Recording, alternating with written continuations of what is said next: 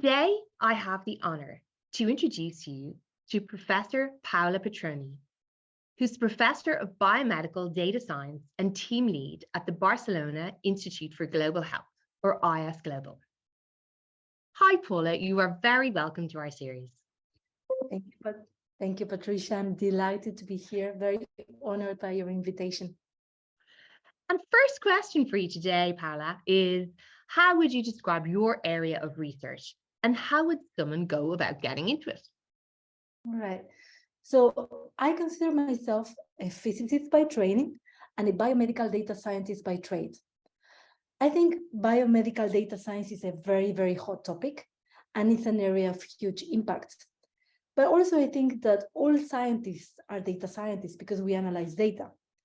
Somehow I think that a professional data scientist is more used to, has received more training in visualizing information, developing predictive models, machine learning techniques. So I think people arrive to this field through many different ways. I came through physics, but today there are data science programs. People come from with an engineering background or from a math background, physics or informatics. I think what is most important is that people have a passion for healthcare and for medicine as well. I love that. I love the fact that all scientists are data scientists. That's fantastic. So maybe you could tell us about your research at ISGLOBAL and how has that evolved over your years? Sure. So I think I have a different profile to other researchers. I spent about 15 years in the industrial sector working for pharma companies and startups in the research and development area. So first I became a data scientist, then a data scientist lead, and then this opportunity at ISGLOBAL came up. And for me, it's fantastic to be able to transition from academia, where I did my PhD, then to industry, where I spent 15 years, and now back to academia. So I got interested in data and in medicine. So that takes also some learning or even self-taught about medicine, chemistry, biology. And I think one of the things that got me to this position is the patient and thinking about what makes us sick and what keeps us healthy and alive. So in my group, we work in very different many projects. We do epidemiology. We do, for example, we study COVID. And now an area that we are focusing on is biomedical image analysis. So this is about using a combination of AI, artificial intelligence, with non-invasive imaging technologies to early detect disease. And that's what's key, early detection of disease. And I'm sure our audience will have a lot of questions around that. So I know I do. And I'm looking forward to hopefully them asking you. But my next question is around data analysis and AI or artificial intelligence. Will that bring about the end of medicine as we know it? That's a very hard question. I don't want to sound pessimistic, but I think there is no but. AI has a huge potentials, but what we see today is despite the hype, AI has become a kind of a buzzword. The implementation of AI tools in the clinics is quite scarce. So there are great projects out there, especially, for example, the Pure project about preeclampsia and tools that people are developing to improve detection of disease. But today, these are kind of an exception. There is a lack of patient data to consistently validate the AI models for use in the clinic. So we really need more translation from academic research to the industrial sector and to the application in the hospitals. So in basic, I think what we need is more data in order for these models to be really applicable. And then there is this fear about the doctor, right? I don't think an algorithm will ever replace a doctor that is empathic. There is so much about the patient being in touch with another human being on the way to recovery that is so important, right? This is a personal view. But what we see in the industry and in the digital health sector is that people are reluctant to use technology. Like there are so many apps, right? Like to monitor your glucose or to where you keep track of your migraines. The reality is that there is about a 4% of adherence to these applications. Yeah, and well, it's all about the data, isn't it? And we need so much more data. I couldn't agree with you more, Paula. But my last question for you is, as a world leader in the area of biomedical data science, what for you are the most exciting developments in computational medicine? What really excites you about what's happening at the moment? Well, yeah, there's a lot of exciting things happening. For me, main focus is, as I said before, the area of biomedical imaging. And the reality is that there is not a ton of data out there. So now there's a trend of people using AI and specifically deep learning to create more synthetic data.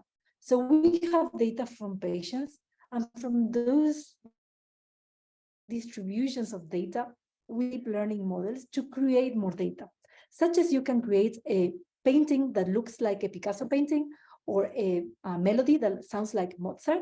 You can also create images of patients that are synthetic and not real. And hopefully we use those images to train our models so that they will be more powerful. So that about deep learning and synthetic data. I'm also very interested on a set of techniques called explainable AI. So up to now, deep learning has been like a black box. You have a predictive method that tells this patient has Alzheimer's disease or not. Deep learning methods as black box are okay for example, playing chess, right? You have an algorithm that plays chess and can beat a very, very good opponent. But for biomedical applications, it's very important that we can explain how our models work for ethics purposes and also for understanding what's behind the model itself.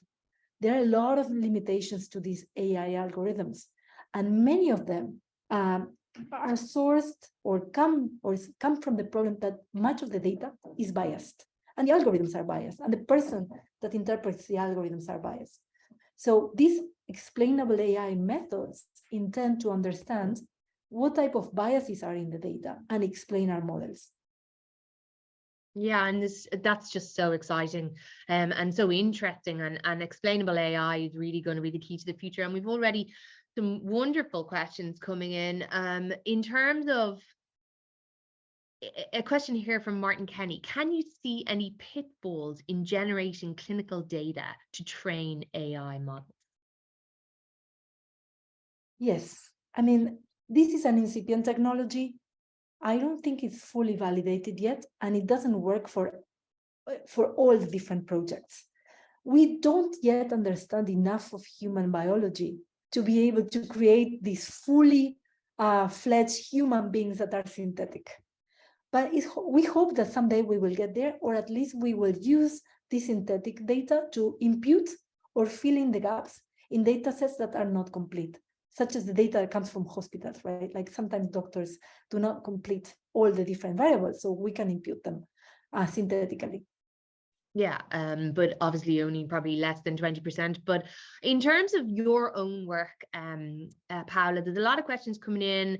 So about image analysis and your meningitis project. I don't know, maybe you can tell us some more about that. And also there's a mental health project. People are asking questions around that as well. Yeah, so this is a great project, actually. It's a collaboration with a startup. So one talk is about the translation from academia to industry. I think this type of collaborations with startup is a great way to produce innovation and change. So in this startup called Newborn Solutions, what we do is we together collaborate on analyzing images, ultrasound images from meningitis. So this is a very interesting device and very cheap, if you want, to deploy on areas of huge need, such as Africa, where there is a huge incidence of meningitis. So you can use this ultrasound technology to scan the brain of newborn babies and count, if you wish, the amount, or if you want, assess the amount of infection in the brain of newborn babies, which is a way that is non-invasive. So we are actually developing AI models to count the amount of white cells in the brain of babies using AI. One interesting thing and makes it different to any other project is that in other imaging projects, you kind of see the difference, like visual difference between healthy and sick. In this case, I actually see the two images and I cannot resolve, but the deep learning algorithm can. It's the first time that I encounter such a project. That's incredible, Paula. Incredible, and incredible for all. I mean, obviously, babies in Africa and babies all over the world. I mean, who suffer from meningitis and can't tell us that they're sick. This is just incredible. So there's so many questions. Thanks for a great session.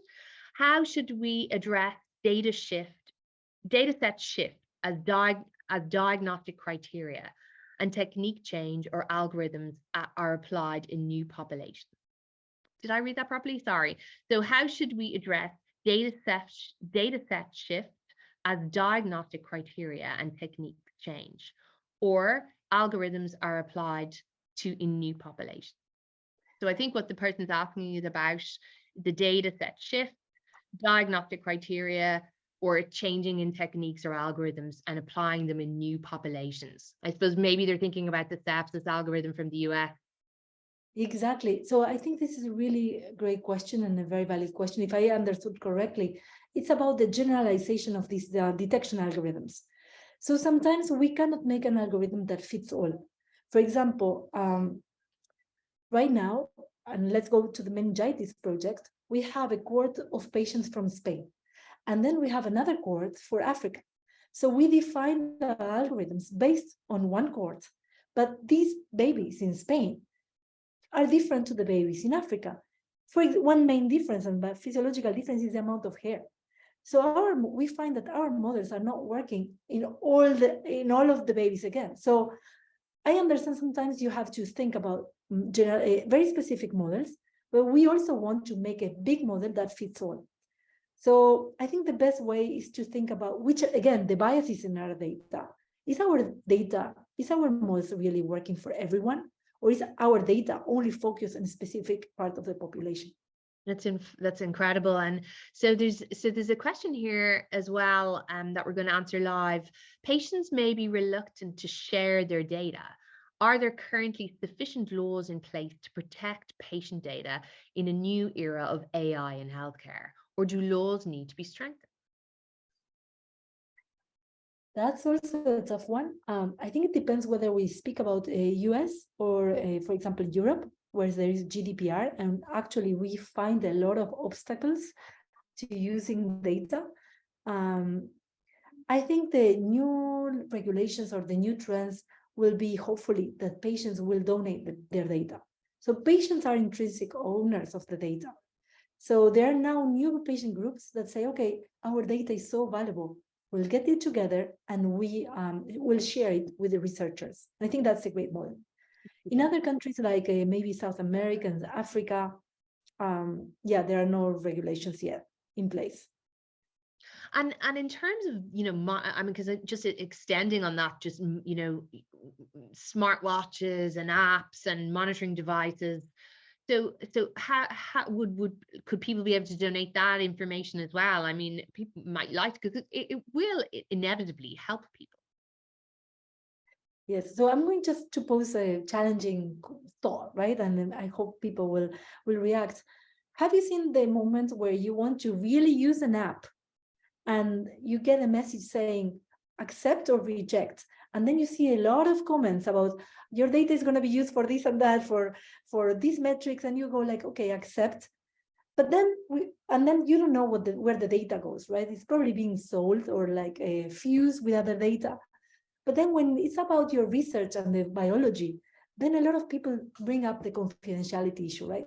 So we are sometimes very eager and very generous with our data when we get something in return.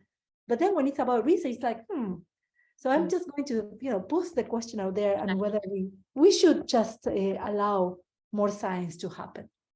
And unfortunately, we're kind of running out of time, but there's a question here, and I think it's really important for our listeners to hear about your Alzheimer's research and the image analysis that you're doing there. It's just fascinating. And maybe you could tell us some more about that. Yeah, so at that point, what we did is to create a machine learning algorithm that will train on patients that had amyloid deposition in the brain, but they were healthy.